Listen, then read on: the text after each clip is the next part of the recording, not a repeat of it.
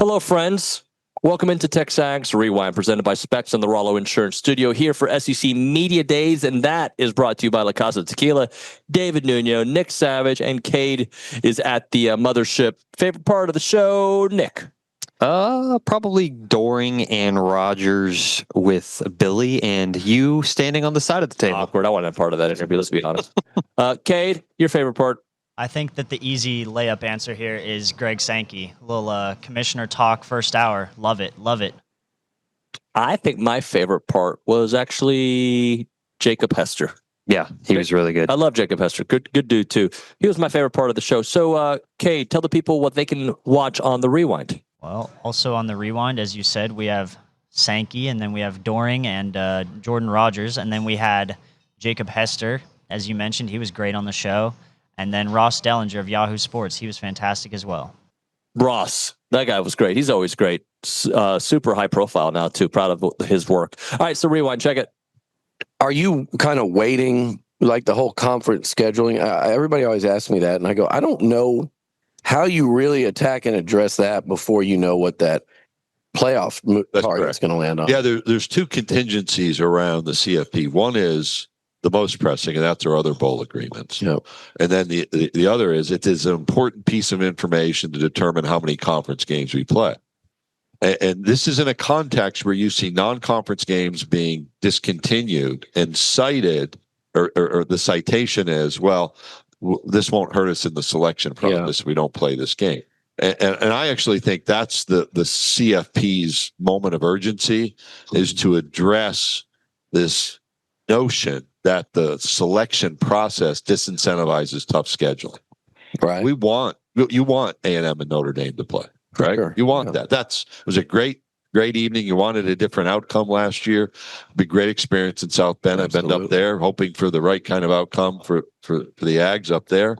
But you don't want teams walking away from those games. You don't want Nebraska not to play Tennessee. You don't want Indiana to not play Virginia. And we have some schools that are thinking about discontinuing when they've had 10 power games scheduled in future years. And I'd like to see them play. Yeah. But I get the concern about CFP selection. And that's part of the guiding issue for us in our own schedule decision.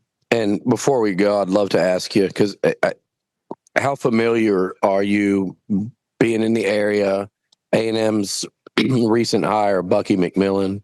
Oh, yeah. Where the basketball league is, and had to go out and replace Buzz Williams, and went and got Bucky right there out of Samford. Yeah, I knew Buzz when he was an assistant coach at Texas Arlington, like in '93. Yeah, he obviously made his decision.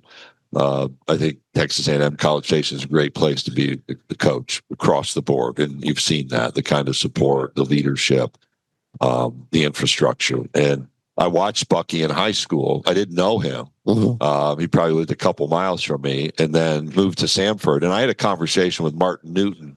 Martin is the athletic director at Samford, just named the men's basketball committee chair, and he couldn't say enough good about working with Bucky. And Trev had called me, and Bucky's agent called me as well, and I went back to Martin and said, I want to make sure I remember our conversation right. And seeing Bucky and Destin, that was the conversation I had with him. He's getting after it. I mean, he was calling people for season ticket purchases this year. He's good. He gets it. Like, yeah, it'll be a different style of basketball. Does it feel like to you that this year it's a lot more activity than, like, from 21 to 24 is like, all right, we're in the Wild West. We're just kind of dealing with it. We'll get there when we get there. And now it seems like, at least from reports, a lot of things are happening at once, even if it doesn't mean something's going to come out of it. Yeah, I think that's goes back to the approval of the settlement. I think the approval of the settlement and the fact that schools are now, directly sharing revenue with athletes under the system, probably triggered a lot of this movement to happen, because you can then take legislation and it can sort of codify and enshrine a lot of what was agreed to in the settlement. We've seen the NCAA, there's sort of like, a trickle effect going on. You have the approval of the settlement, and then we saw the NCAA a few weeks ago basically enshrine the settlement terms in their own rules. And then the third step would be having Congress enshrine those rules and codify everything. So that's kind of what's happening, and I think that's why you see a lot of movement, is because the settlement was approved in everybody's sort of doing, for the most part, doing what many wanted college athletic leaders to do, which is to pay the students directly, Right. the student athletes directly, and that's what we're seeing. Tell me if I'm understanding you correctly. Does it sounds to me that you don't think that things are going to, we're not moving anywhere yet. Like it's a movement. We're not really moving to that destination where this is the finished product. This is the league. This is what college football is going to be moving forward. No, without a congressional bill of some sort, and I just, as I explained, like it's very hard to see it getting there or anytime soon. But without that, there's going to be not a lot of stability for a while. Right. You're going to have lawsuits against this NIL clearinghouse. It's already started, right? Yeah, I mean, at least the talk of it. Nothing's been filed just yet, but I would expect a lawsuit to be filed. Talk to me real quick before you guys run off here. Give me y'all's thoughts on Mike Elko coming out of year one, going into year two here, and kind of what he's looking at leading the program. I love, having done a couple games last year, I love Elko. I've loved him ever since he was defensive coordinator. He's one of my favorite guys to meet with, because I think he's so real. There's such a genuine aspect to the way he handles not just media interactions, but his players. I love the way he navigated the tricky quarterback situation last year, where there was a couple games. I remember one of the games was the Missouri game. They put Connor back in. Exactly. So there was just that's a tough job as a head coach, but falling on Marcel Reed, giving him the confidence at the end of the year to be the guy that's going to take you forward. I love the pieces they've tried to put around him because of some of the departures that they've had. I think he's incredibly talented. The more I talk to Colin Klein on the sidelines at practice about just his ability and the things that he processes that you can't really see on film. You don't know what he's handling and how he's handling things between the ears. I've always thought Elko was going to be successful at A&M, and I think no one's talking about him. Yeah. They're extremely talented. The backfield is loaded. They have some pieces that A&M is going to surprise. And they're old. They're old. They're veteran. I don't know if you know this or not, Billy, but he was Jimbo Fisher's first defensive coordinator. Yeah, it took me about 10 minutes to figure that out. We were talking about that last night. Dari and I were like, who was his first DC at A&M? We're like, we know they had Dirk. Yeah. Bad. The thing, you saw him immediately come in as the DC and create a style of play on defense, a physical brand of football. And you mentioned the running backs. They run the ball incredibly physically. Yeah. So I think they've created who they want to be as a persona there. Well, what do you think about them this year?